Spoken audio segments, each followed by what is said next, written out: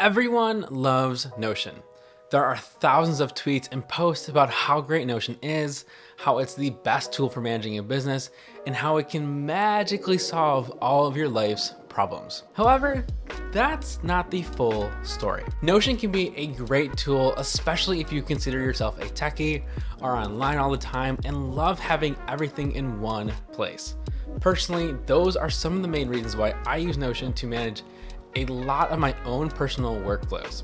In a lot of ways, it's a key part of my personal operating system. Everyone isn't techie though, and there's one particular feature in Notion that is really lacking. Honestly, if it had this one feature in it, I would use Notion even more. Before I get to that one feature though, let's talk about the main reasons why you should not use Notion. If you're someone that loves to handwrite anything, sticky notes, love notes, or just standard meeting notes, Notion probably isn't for you. You can't handwrite anything in Notion. Even if you have an iPad and use GoodNotes, there's no way to write in Notion.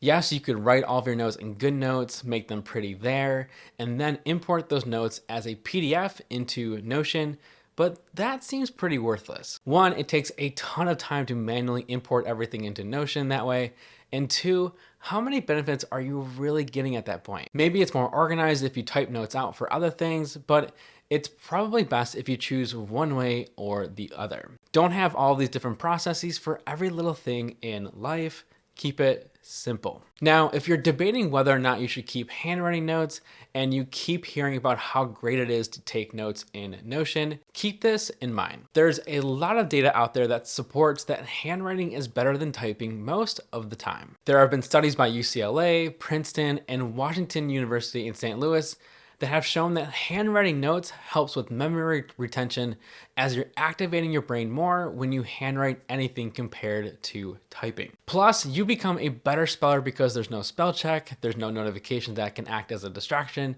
and it even helps with motor skills in the long run as you grow older. Speaking of being old, back in my day, okay, not really, but just go along with it. Not everything was online, and the ability to be online 24/7 wasn't always possible.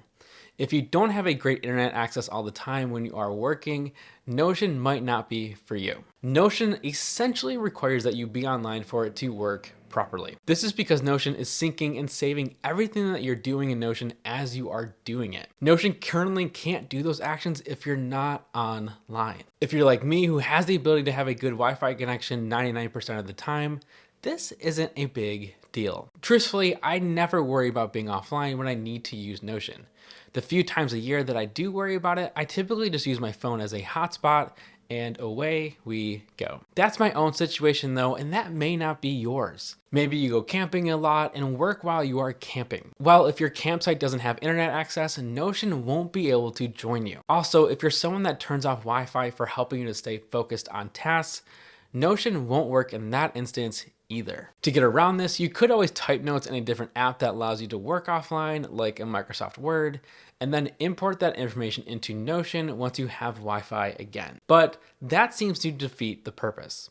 Similar to how I just talked about with handwriting notes on your iPad, this feels like the cost significantly outweighs the benefits. The first two reasons on why you shouldn't use Notion sound like reasons like any old person would make. Well, we're gonna continue that trend. Notion isn't for non-techie teams. If you're thinking about using Notion with any team you are on, please consider those that aren't technologically inclined. So if you have a team member that still uses a flip phone or you notice has struggled even with calendar invites via Google Calendar, you may want to avoid Notion. Notion is pretty techy and not every team needs all of the customization and intricacies that come with it. There can be a steep learning curve to Notion, and it's definitely a steeper learning curve compared to many other tools. For example, Notion is much harder to learn compared to a tool like Trello. Trello is as basic as it gets. Almost anyone can create an account in Trello and be using it decently effectively within minutes. That's not always the case with Notion. Yes, it can be frustrating, and Notion can, heavy emphasis on the can,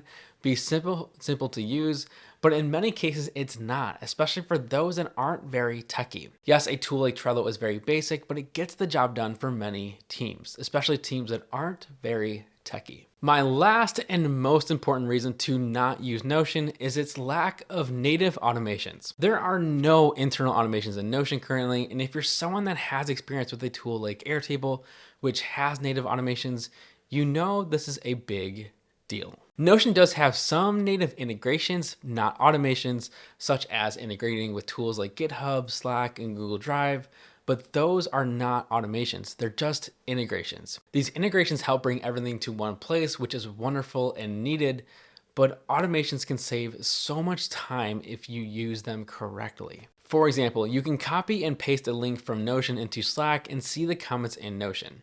That's awesome, and it's a great integration. The real value would be if you could change a status of a record and have Slack automatically send a message in Slack to a particular person that something is now ready for them. That type of automation doesn't exist within Notion just yet, but you could set it up via Zapier. It works, but native automations are so much better and cheaper. Additionally, if you have some more complex workflows, like having a room reservation system, for example, you don't want that to run through Notion. There are no automations to help you manage those room reservations, including booking times on Google Calendar or Outlook Calendar, or even just sending confirmation emails if a room is booked. Again, you could build out these automations with Zapier, but that can get pretty complicated and expensive. Personally, automations are a big deal to me for streamlining workflows and save me a bunch of time on tasks that I hate doing.